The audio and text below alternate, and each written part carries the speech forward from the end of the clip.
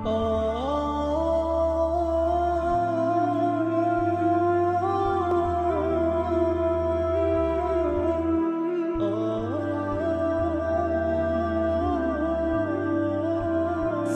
Talha Ubaidullah رضی اللہ تعالیٰ عنہ سے روایت ہے، رسول اللہ صلی اللہ علیہ وآلہ وسلم نے فرمایا، جب تم میں سے کوئی شخص اپنے سامنے پالان کی پچھلی لکڑی کے برابر کوئی چیز رکھ لے تو اپنی نماز کو جاری رکھے، اور جو کوئی اس کی باہر والی طرف سے گزرے اس کی پرواہ نہ کرے۔ یعنی اس سے مراد یہ ہوا کہ اگر آپ نے اپنی نماز کے سامنے سترہ رکھ لیا ہے تو نماز کے سامنے سترے کی باہر والی طرف سے جو گزر رہا ہے اس سے آپ کی نماز میں کوئی خلل نہیں پڑے گا انشاءاللہ۔ حضرت عمر بن خطاب رضی اللہ تعالیٰ عنہ سے روایت ہے، نبی اکرم صلی اللہ علیہ وآلہ وسلم نے فرمایا، تمام اعمال کا دار و مدار نیت پر ہے۔ نیت دل کے ارادے کا نام ہے۔ زبان سے نیت کے الفاظ ادا کرنا اللہ کے نبی صلی اللہ علیہ وسلم یا صحابہ کرام کسی سے ثابت نہیں ہے۔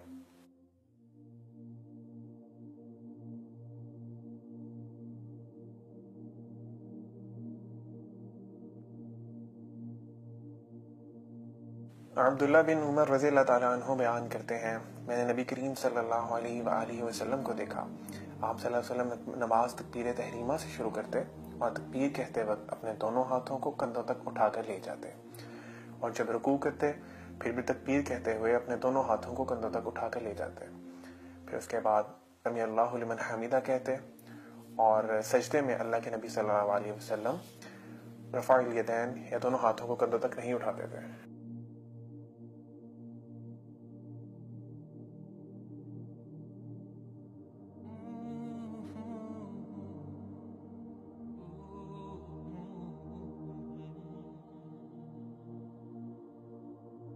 سہل بن سعد رضی اللہ تعالیٰ عنہ روایت کرتے ہیں کہ لوگوں کو یہ حکم دیا جاتا کہ نماز میں دایاں ہاتھ بائیں کلائی پر رکھیں۔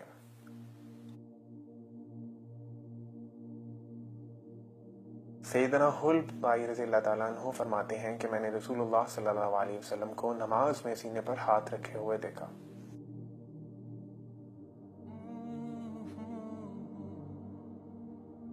ابو ہریرہ رضی اللہ تعالیٰ عنہ بیان کرتے ہیں کہ رسول اللہ صلی اللہ علیہ وآلہ وسلم تکبیر تحریمہ اور قرات کے درمیان تھوڑی دیر چپ رہتے تھے۔ میں نے عرض کیا، یا رسول اللہ، آپ پر میرے ماں باپ قربان ہوں، آپ اس تکبیر اور قرات کے درمیان کی خاموشی کے بیچ میں کیا پڑھتے ہیں؟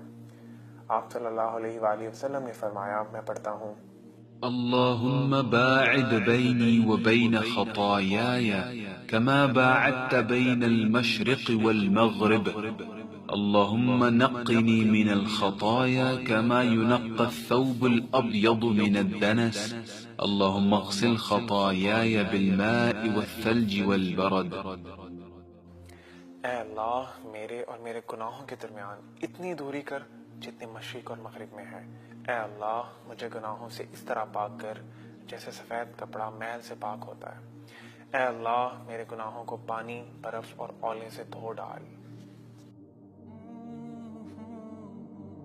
اس کے علاوہ نماز شروع کرنے کے لیے اللہ کے نبی صلی اللہ علیہ وسلم ایک اور دعا بھی پڑھتے تھے، سبحانك اللهم وبحمدك وتبارك اسمك وتعالى جدك ولا إله غيرك۔ آپ ان دونوں دعاؤں کو پڑھ سکتے ہیں یا ان دونوں دعاؤں میں سے کسی ایک دعا کو پڑھ سکتے ہیں۔ رسول اللہ صلی اللہ علیہ وآلہ وسلم نے فرمایا، جس شخص نے سورۃ فاتحہ نماز میں نہ پڑھی اس کی نماز نہیں ہوگی۔ نبی اکرم صلی اللہ علیہ وآلہ وسلم جب نماز شروع کرتے تو پڑھتے، الحمدللہ رب العالمین الرحمن الرحیم مالک یوم الدین ایاک نعبد و ایاک نستعین اهدنا الصراط المستقیم صراط الذین انعمت علیہم غیر المغضوب علیہم ولا الضالین۔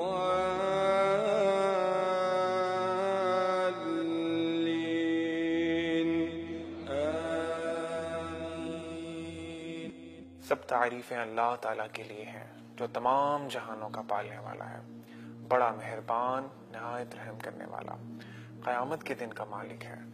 ہم تیری ہی عبادت کرتے ہیں اور تجھ ہی سے مدد مانگتے ہیں، ہمیں سیدھے راستے پر چلا، ان لوگوں کی راہ پر جن پر تو نے انعام کیے، ان کی راہ نہیں جن پر تیرا غضب نازل ہوا اور نہ ان کی جو گمراہ ہو گئے۔ نبی کریم صلی اللہ علیہ وآلہ وسلم جب وَلَضَّالِّينَ پڑھتے ہیں تو بلند آواز سے آمین کہتے ہیں۔ سورۃ فاتحہ پڑھنے کے بعد قرآن کے کسی بھی حصے سے کچھ آیات کی تلاوت کی جاتی ہے۔ قل اعوذ برب الناس ملک الناس الہ الناس من شر الوسواس الخناس الذي يوسوس في صدور الناس من الجنة والناس۔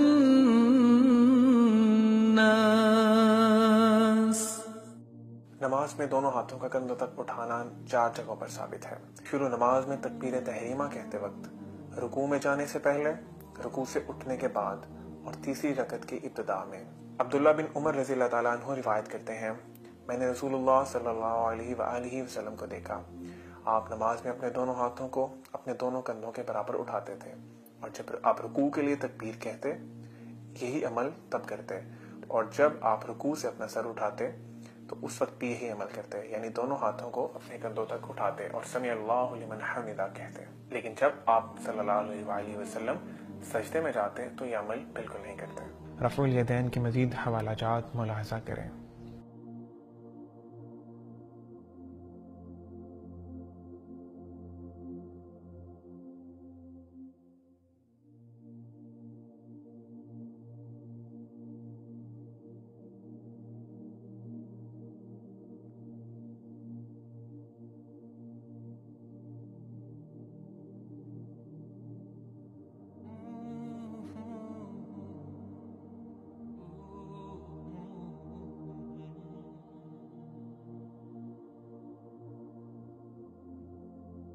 رکوع میں آپ کی کمر بالکل سیدھی ہونی چاہیے، کمر نہ تو سر سے اونچی ہو اور نہ ہی سر سے نیچی ہو۔ پھر دونوں ہاتھوں کی ہتھیلیاں اپنے دونوں گھٹنوں پر رکھیں اور ان کو مضبوطی سے پکڑ لیں۔ سبحان ربی العظیم، سبحان ربی العظیم، سبحان ربی العظیم، پاک ہے میرا رب جو بہت عظمتوں والا ہے۔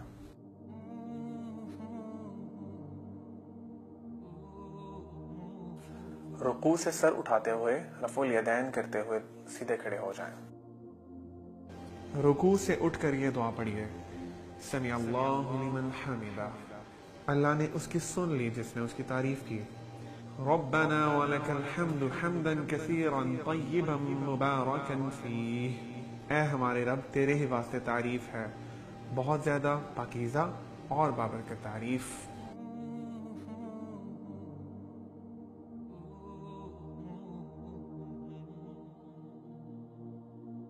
رسول اللہ صلی اللہ علیہ وآلہ وسلم نے فرمایا، جب تم میں سے کوئی شخص سجدہ کرے تو اونٹ کی طرح نہ بیٹھے بلکہ اپنے ہاتھ گھٹنوں سے پہلے زمین پر رکھے۔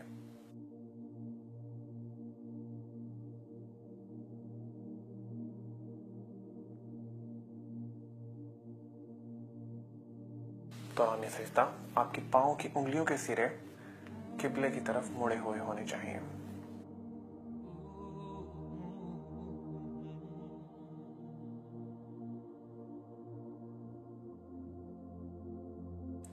ابن عباس رضی اللہ تعالیٰ عنہ سے روایت ہے، نبی اکرم صلی اللہ علیہ وآلہ وسلم نے فرمایا، مجھے یہ حکم دیا گیا ہے کہ میں 7 ہڈیوں پر سجدہ کروں، یعنی پیشانی کے بل، اور آپ نے اپنے ہاتھ سے اپنی ناک اور دونوں ہاتھوں اور دونوں گھٹنوں اور دونوں پاؤں کی طرف اشارہ کیا، اور یہ بھی فرمایا کہ ہمیں حکم دیا گیا ہے کہ نماز میں کپڑوں کو اور بالوں کو نہ سمیٹیں۔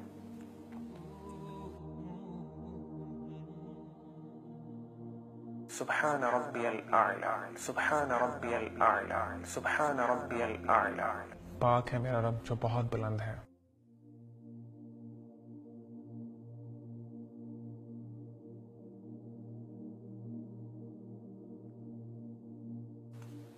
جلسے کی دعائیں۔ سیدنا ابن عباس رضی اللہ تعالیٰ عنہ سے روایت ہے، رسول اللہ صلی اللہ علیہ وآلہ وسلم دونوں سجدوں کے درمیان ہی دعا پڑھتے تھے، اللہم اغفر لی وارحمنی وعافنی وارزقنی، اے اللہ مجھے بخش دے، مجھ پر رحم فرما، مجھے ہدایت دے، مجھے عافیت سے رکھ اور مجھے روزی عطا کر۔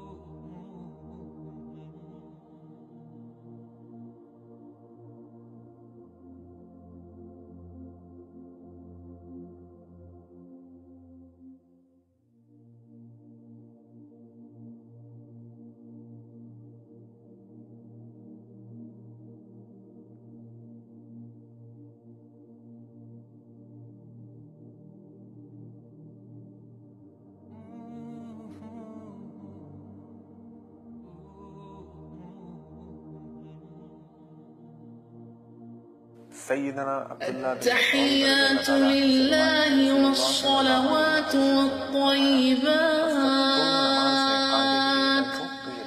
السلام عليك أيها النبي ورحمة الله وبركاته السلام علينا وعلى عباد الله الصالحين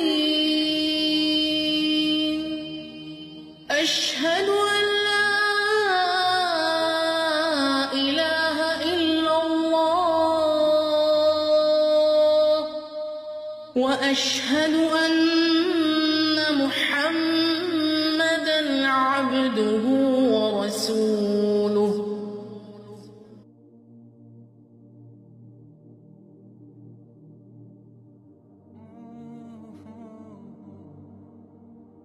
میری ساری قولی، بدنی اور مالی عبادت صرف اللہ کے لیے خاص ہے۔ اے نبی، آپ پر اللہ تعالیٰ کی رحمت، سلامتی اور برکتیں ہوں، اور اللہ کے دوسرے نیک بندوں پر بھی سلامتی ہو۔ میں گواہی دیتا ہوں کہ محمد صلی اللہ علیہ وآلہ وسلم اللہ کے بندے اور رسول ہیں۔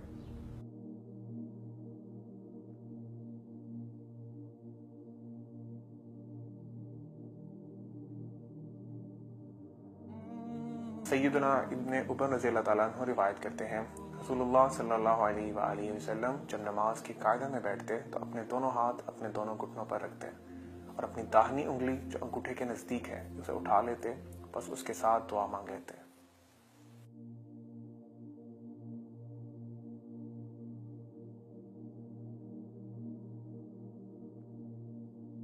اللهم صل على محمد وعلى آل محمد كما صليت على إبراهيم وعلى آل إبراهيم إنك حميد مجيد اللهم بارك على محمد وعلى آل محمد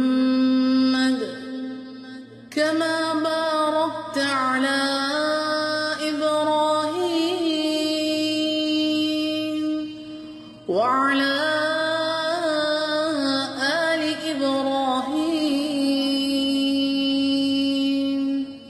إنك حميد مجيد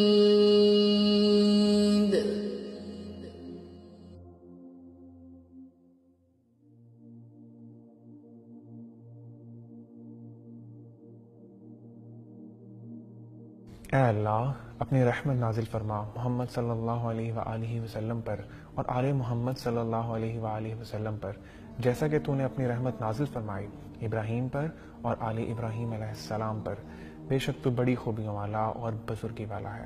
اے اللہ برکت نازل فرما محمد صلی اللہ علیہ وآلہ وسلم پر اور آل محمد صلی اللہ علیہ وآلہ وسلم پر، جیسا کہ تو نے برکت نازل فرمائی ابراہیم علیہ السلام پر اور آل ابراہیم علیہ السلام پر، بے شک تو بڑی خوبیوں والا اور بڑی عظمت والا ہے۔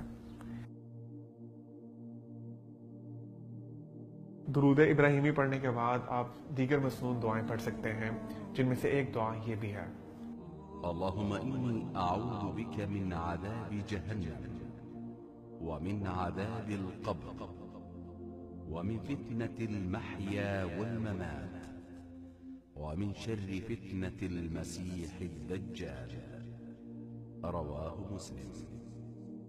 یا اللہ میں پناہ مانگتا ہوں تیری جہنم کے عذاب سے اور قبر کے عذاب سے اور زندگی اور موت کے عذاب سے اور دجال کے فتنہ سے۔ صحیح مسلم۔ حضرت عبداللہ بن مسعود رضی اللہ تعالیٰ عنہ سے روایت ہے، رسول اللہ صلی اللہ علیہ وآلہ وسلم نماز میں اپنے دائیں طرف سلام پھیرتے تو کہتے السلام علیکم ورحمۃ اللہ، اور بائیں طرف سلام پھیرتے تو کہتے السلام علیکم ورحمۃ اللہ۔ کیا آپ جانتے ہیں اللہ کے نبی صلی اللہ علیہ وسلم کی صحیح احادیث میں